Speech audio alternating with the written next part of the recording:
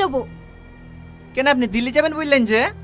ও দিল্লি পরে যাব, আগে সালমাকে বাড়ি পৌঁছে দিয়ে আসি, না হলে ওর মা বলবেন না মেয়েটাকে সঙ্গে করে নিয়ে গেল, একা একা বাড়ি পাঠিয়ে দিচ্ছে। চ মা।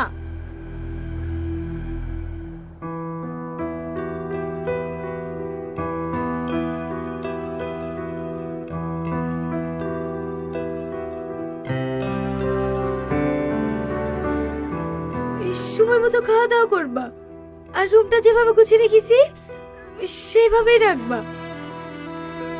ঠিক আছে।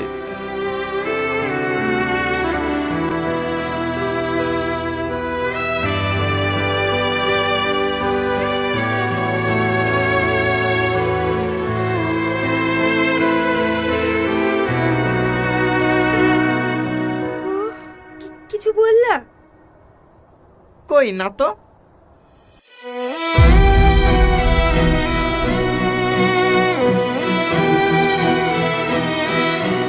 চলো ভাই, আমাদের আবার বাসে লেট হয়ে যাবে।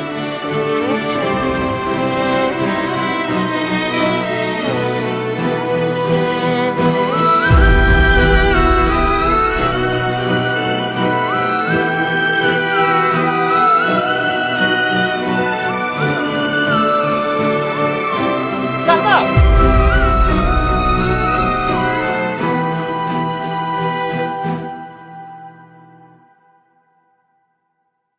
তো হ্যালো গাইস, দেখতে পাচ্ছ শপিংয়ের যে অসহায় পার্টটা ছিল সেটা আর গত 15 থেকে 20 দিনের মধ্যে আপলোড করবে।